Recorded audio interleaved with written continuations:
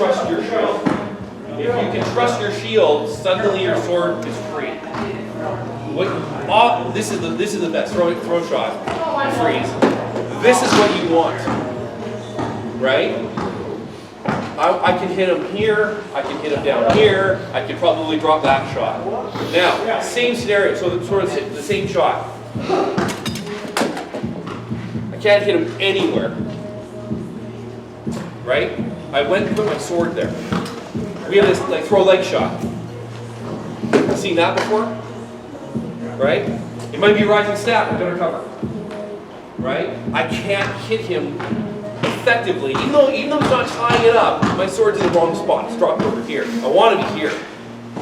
Right? I want my sword out and free. If you want to beat your opponent to your target to here, think of this as a rotation. How many degrees am I traveling through from here to here versus say out here to here? Right? You only want about a 180-degree arc to be very fast. From here to a snap is actually pretty far. If you can trick your opponent and let them get the sword out, you're taking a quarter of the travel away from the arc that your sword has to travel in. So I want to be a good fighter. I want to trust my shoulder. And so what Bryn and I do, and I pretty much do this at every practice that I do this warm-up. Okay? So. And I'll teach it to somebody. It only takes a second, right? So don't block with your sword. Take turns hitting each other, right? So we start off.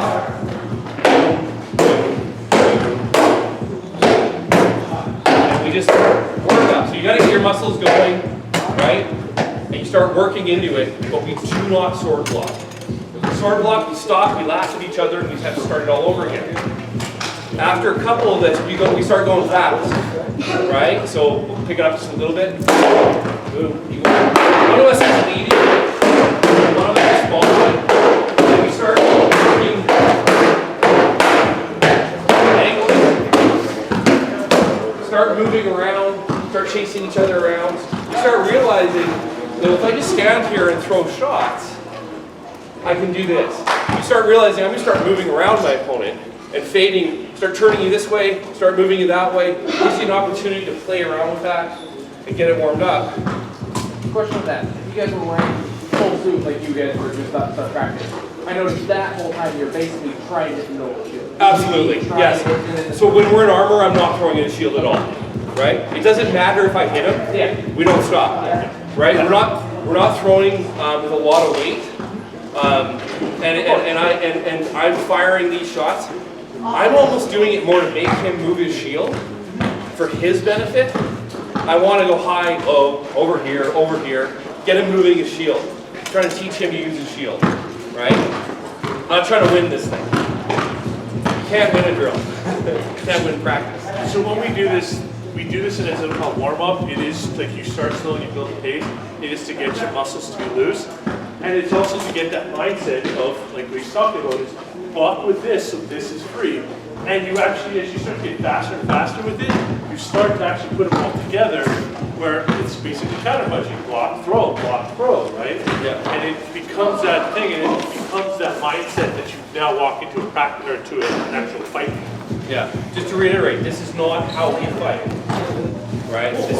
This is a warm-up thing to get you to start trusting your shield work. And once you start having faith in your shield, and you give up that sword, suddenly your opponent has all these openings that just weren't there a second ago, because like they say, movement creates opportunity.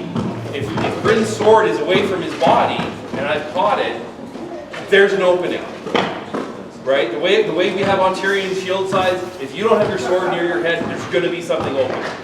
And if my sword's free, I should be able to capitalize on that. All right.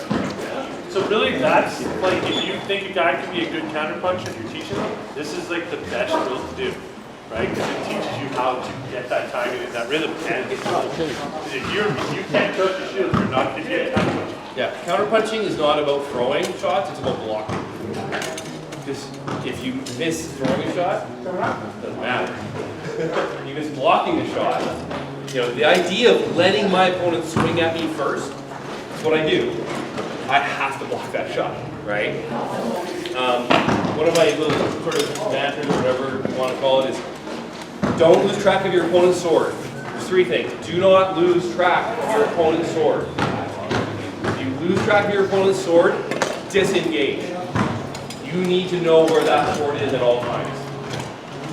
Always stay balanced. And always be prepared to throw a shot. Always stay balanced. Okay? If you caught yourself here, and your opponent is moving, you're in trouble. So always be upright, always be balanced, always be able to move, and always, the theory is always be able to throw a shot. And so this is something we came across last night. My resting position is about to throw a snap. Okay, so my favorite shot is the snap. First shot they taught me, I didn't feel I needed another. And when I'm fighting, I am dialed in on that little spot right there, and I'm ready to throw that snap once I'm in range, right? And if anything happens where it's an opportunity, it just goes off, right? So No, you're good. if you decide that, if you're ready for it, and so like, let's say something's happened, I tried to throw a leg shot, I automatically recock the snap, and I'm ready to go. I've always got it in the chamber, right? If you decide that maybe your wrap is your favorite shot, maybe a leg shot is your favorite shot, decide what your bread and butter shot is. All good fighters have a best shot, okay? Let's say it's the wrap, right? Bryn favors the wrap. We've done something, it happened, boom, okay, back up one. So we're doing something, it failed. So let's say you tried to throw an offside on me, right? Bang, okay, that, I blocked it. Without thinking about it, he resets for throwing a wrap. Whether he throws it or not, it doesn't matter, but he knows that that's his highest percentage shot, so he goes right back in, he clears his shoulder back and gets ready to throw a wrap again, if he needs it. For me, I reset and I'm ready to throw a snap.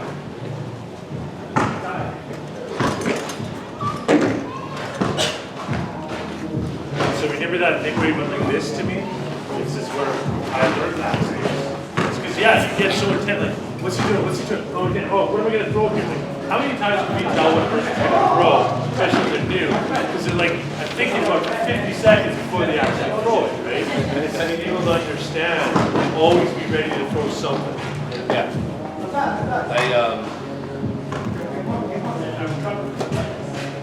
I've got a surprising amount of wins with like shots like this. Right? It's because an engagement happened, my opponent disengages, I'm still ready to throw a shot. And as they jump out of range, they're not quite out of range yet. If I wasn't, so we had a tangle, right? Something's going on, boom, boom, boom, boom. Bryn disengages, and I'm not ready, and I'm over here. He's just cleared, and that's great. If I manage to survive this, and I'm still balanced, and I'm ready to throw that shot, and he disengages, wham, and it just happens, right? And it can be the simplest shots. Like I'm not kidding, literally bonk, like whack-a-mole. Someone will pop out, and you're like, oh, boom, I'm still fighting. All right, the shots are not bad. Because how many times have we seen two fighters disengage and basically as soon as they do this, they drop it. I do it all the time. Yeah, when he hits me dead, right? It's so many times. Like you just drop, everybody just drops their guard as soon as they think they're disengaged. And if you keep that pressure up, you can hit them. Right? That ties in well. So this heading, when to make your move. Okay? So we have resources, we have energy, we have shots that we've been working on. There's a certain point where you make a move, right? You decide now's my time to go, right? My squire Arminius used to come in with all these super fast shots, and they were blindingly fast. I didn't even try to fight him when he was throwing those shots, and then he would jump backwards in this really elaborate thing. And as he landed, he would engage me, go wham, wham, wham, and go ha ha, and then he's now landed, and I would just walk in, and just whether I got him or not, it didn't really matter. It was just a ton of fun, right? start backing up. Because I knew when to make my move, right? When to make your move. Deciding what your position is, or your ability is versus your opponent. They might be younger than you, they might be faster than you, they might be stronger than you. Assessing that situation, this is the timing of the fight, not the timing of the shot. When do you go, right? You might go, you know what? I'm only at one crack at this person. So I'm gonna go after like the fourth shot. I'm gonna engage them, I'm gonna tie in a shot, and once we've thrown our first initial volleys at each other, I'm gonna go until one of us is dead. I'm gonna make my move then. Another really neat thing is defense degrades. Heaters are very, very vulnerable to this. So if you're injured, I'm telling you, this is class. They showed up. I'm going to give them everything. So watch Gurnet. One of the things I'll tell people is like when they're hurt, they're like, hey, I can't make fight practice. What can I do? I say, well, watch fight videos. Don't watch yourself kill people. It's fun, but it's not going to make you a better fighter. Watch fight videos. Watch the people that are better than you, and watch with a specific reason. A little side thing off the timing. But I will set people on a mission. So I want you to go and find all the best heater fighters you can find. Spend an evening watching heater fighters. I want you to spend an evening fighting all watching a video on all the best ground shield fighters, the best Scutum fighters. Then spend an evening watching Sven. Spend an evening watching Christian. Right? Do not watch Savaric. That's a waste of time. You'll start to see things. You'll start to see what they're doing and why they're who they are. And one of the things that'll get people to look for is the degrading heater. So I'm going to stand. It looks something like this: bang, bang, bang, bang. Right? And we're talking dukes doing this, right? So we engage and we've got these really tight defenses, right? And then we start fighting, right? Boom, boom, boom. And you start watching the shields move, okay, and freeze. And you get this, right? You get this open defense that just wasn't there. So if you think you've got a really quick offside body, do not walk up to a heater fighter and try to throw it. Right? Wait for their defense to do great. Once you disengage, they're going to reset. It's going to come right back up. But about 3 seconds of intense fighting, most heater fighters drop their defense by like 25-30%. Easy. I'm one of them. Like we all do it, right?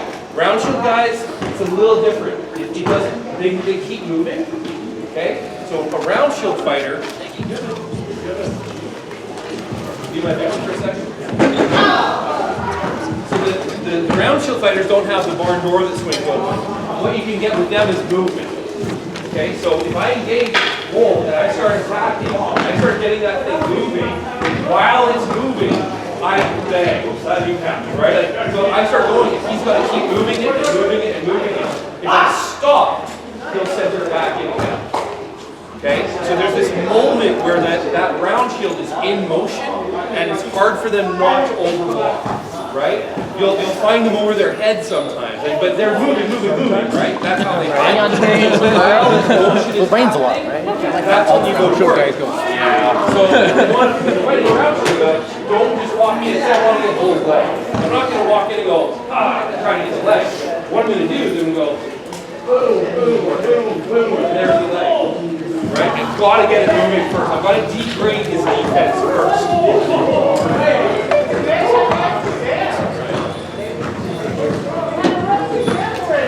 I touched earlier about fighting with intent or fighting being conservative.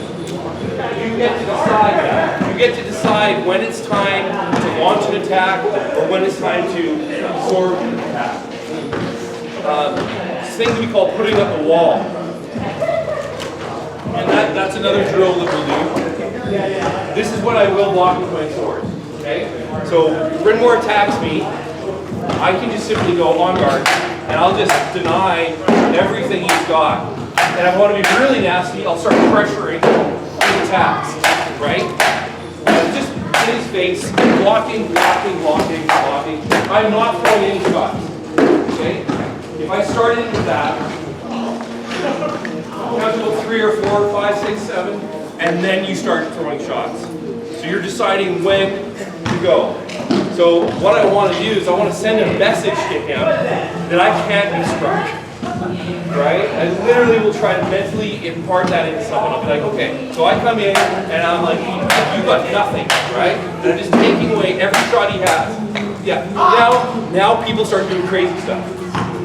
They're like, I can't kill him. I can't kill him. And then they're gonna reach for the sky wrap, or they're gonna do the weirdest thing that they've got. They're gonna throw a Hail Mary. Perfect. Right?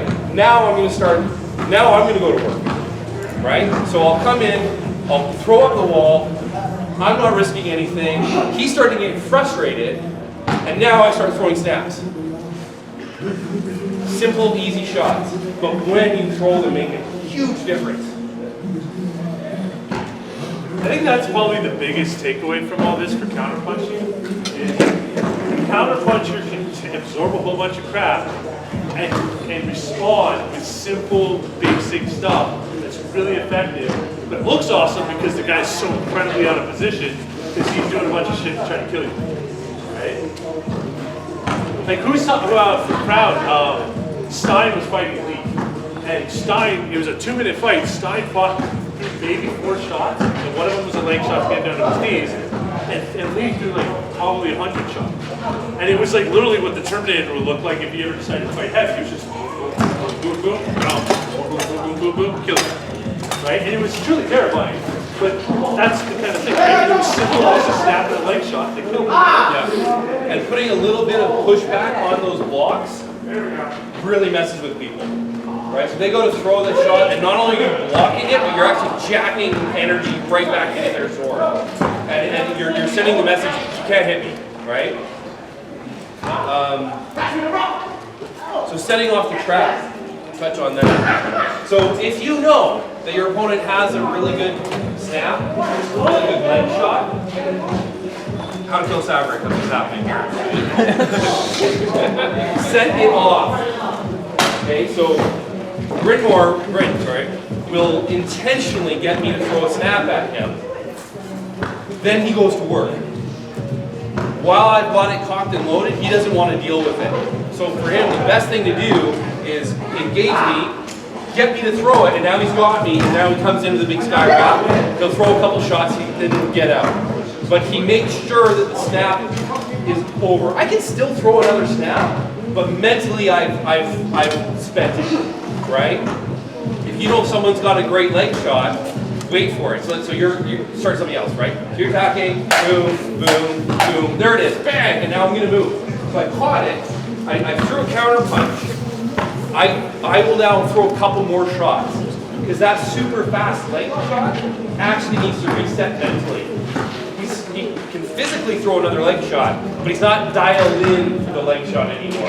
When I'm hunting the snap, I'm mentally dialed in on it. It's like there's a target here, and I want to throw that snap. Once it's happened, maybe and the real one, not the fake one, not the setup shot. Once I mentally fire it off, I actually want to reset and get ready to do it again. That's a great time to attack.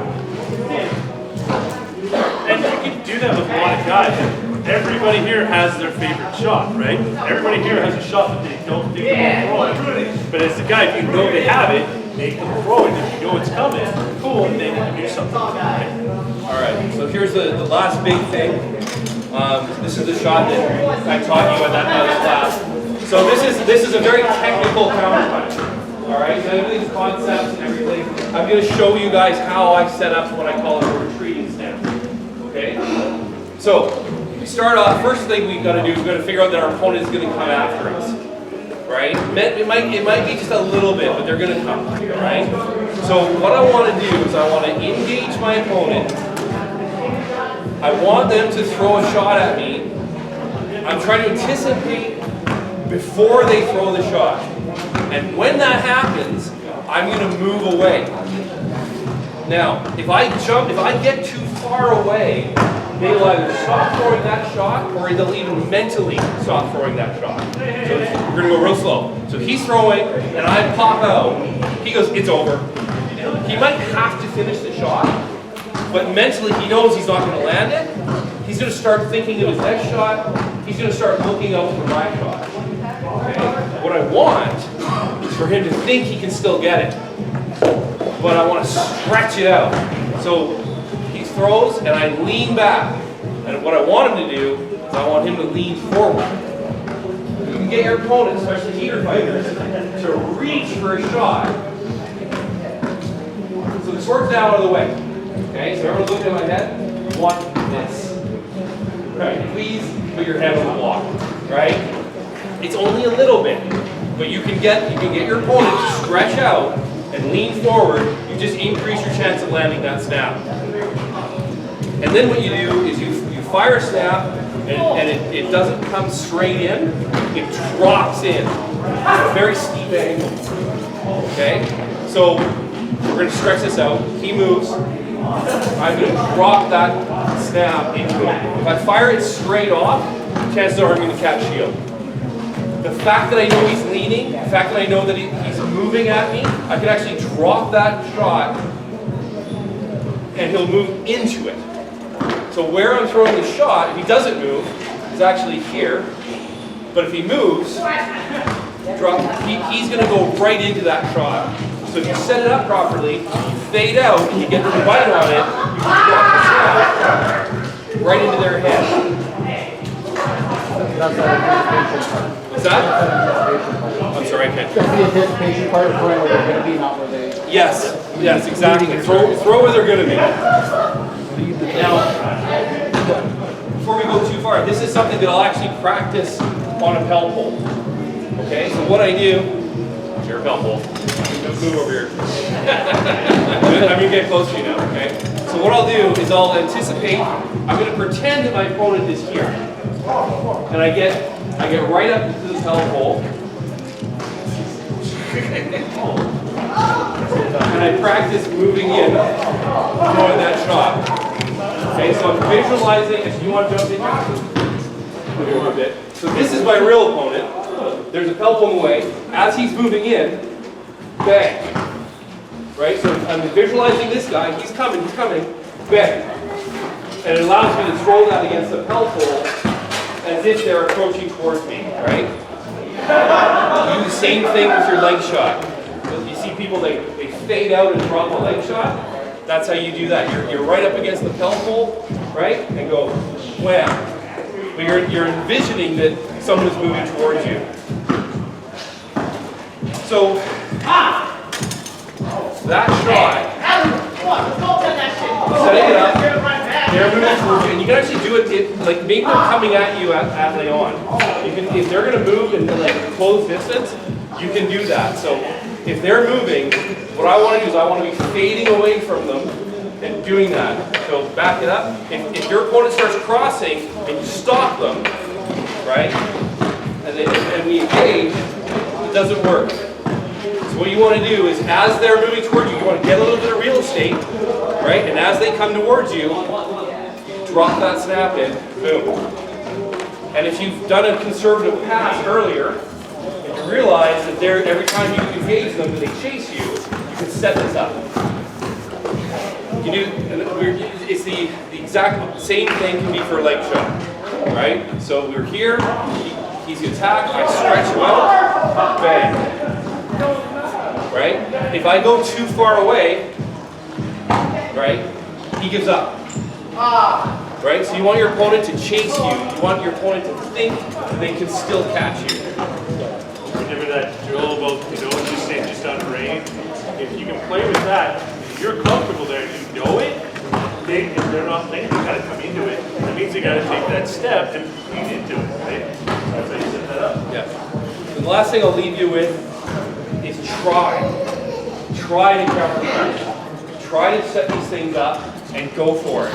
I've literally thrown like 5 or 6 snaps at someone, and then I do that, and they're like, wow, that was super fast. I'm like, I missed you 7 times. Right? right? No one knows that, like, no one even comments. They're like, yeah, those are just shots. But that one, you timed that really well. So thank you. Right? But I'm constantly trying to do that. That's it. Thank you. All right, so armor up and let's scare some kids.